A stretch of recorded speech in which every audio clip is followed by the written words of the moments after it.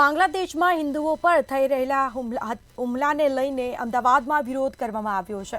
બાંગ્લાદેશમાં હિન્દુઓ હુમલાને લઈને સખત અમદાવાદમાં વિરોધ થઈ રહ્યો છે।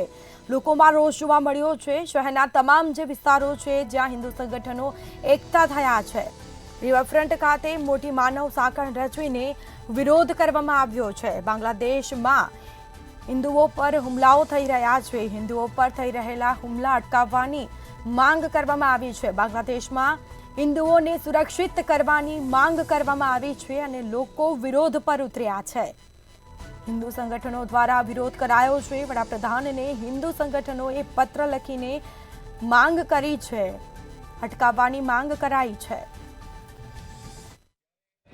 બાંગ્લાદેશની અંદર જે હિન્દુઓ પર જે હુમલા થઈ રહ્યા છે, હિન્દુ પર હુમલાને લઈને અમદાવાદ ખાતે મોટી માનવ સાંકળ રચવા જઈ રહ્યા છે। જે પ્રમાણે અત્યારે અહીં જે વ્યવસ્થા જે ગોઠવવામાં આવી છે, મોટી સંખ્યામાં તમામ જે અલગ અલગ વિસ્તારના જે હિન્દુ સંગઠનો છે અને ખાસ કરીને હિન્દુ રક્ષા કરતા જે લોકો છે તેઓ આ જે માનવ સાંકળની અંદર જોડા છે।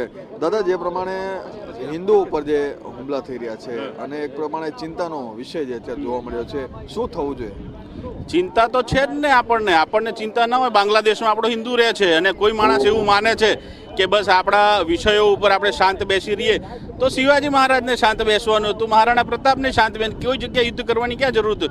રામને પણ શાંત બેસવાની જરૂર હતી, કૃષ્ણને પણ શાંત બેસવાની જરૂર હતી। આપણે બધા શાંત બેસ્યા છીએ એટલે આપણા જીવન ઉપર આ બધા પ્રશ્નો ઉત્પન્ન થયા છે। બાકી અત્યારે સમય એ નથી, સમય એક જ છે, લડી લેવું જોઈએ ને બાંગ્લાદેશને બતાવી દેવું જોઈએ કે હિન્દુ શું છે સાહેબ। આ અત્યારે માનવ સાગર છે, એક લોકોને હિન્દુઓને એકઠા કરવાનો સમય છે, જરૂર પડે તો આપણે શું કરવાની તૈયારી છે? હિન્દુ એક જ છે। કોણે કીધું હિન્દુ એક નથી સાહેબ? બધા હિન્દુ એક જ છે। ખાલી હિન્દુઓને હનુમાનની જેમ યાદ અપાવવાની જરૂર છે કે હિન્દુની અંદર શું તાકાત છે સાહેબ, બાકી હિન્દુ એક જ છે। જે પ્રમાણે સંગઠન જે છે અત્યારે કામગીરી કર્યું છે, આગામી દિવસોમાં શું કામગીરી? આપણે તો એક જ કામગીરી છે સાહેબ કે આપણે છેવટે છેક સુધી હિન્દુઓને એ જાગૃત કરવા છે કે હવે કોઈ પણ દેશની અંદર આપણો હિન્દુ આ રીતે અગર માર ખાશે તો ચલાવી લેવામાં નહીં આવે સાહેબ। તો જે પ્રમાણે મોટી સંખ્યામાં જે તમામ જે હિન્દુ સંગઠનો ભેગા થયા છે, હિન્દુ લોકો જે ભેગા થયા છે અને સાથે સાથે જ તમામ જે લોકો છે, દાદા ખૂબ જ વિશાળ કાર્યક્રમ અને માનવ સાંકળ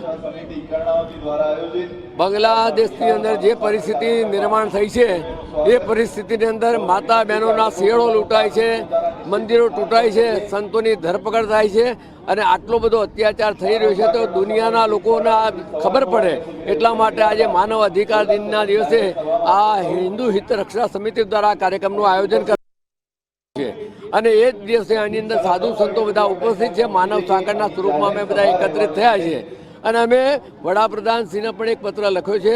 એની અંદર વડાપ્રધાનશ્રીએ પણ ખાતરી આપી છે। એમાં આપણે એમણે એવું લખ્યું છે કે યુનોની અંદર તાત્કાલિક રિક્વેસ્ટને મિટિંગ બોલાવવી જોઈએ અને ત્યાં ઠરાવ પસાર કરવો જોઈએ અને બાંગ્લાદેશને જાણ કરવી જોઈએ કે તમે 2 દિવસમાં યોગ્ય સ્થિતિ નિર્માણ કરો। જો ના થાય તો પછી શું પરિસ્થિતિ નિર્માણ થાય છે બાંગ્લાદેશ જાણે અને ભારત દેશ જાણે। એટલે કે હિન્દુઓની સુરક્ષા ખૂબ જ જરૂરી છે અને હિન્દુ સુરક્ષા માટે અત્યારે જે તમામ જે સંગઠનો છે તે એકઠા થયા છે અને આગામી દિવસોની પણ રણનીતિ છે તે તૈયાર કરવા જઈ રહ્યા છે। કેમેરામેન બિપિન અમીન સાથે મીર દુધરેજિયા, મંતવ્ય ન્યૂઝ, અમદાવાદ।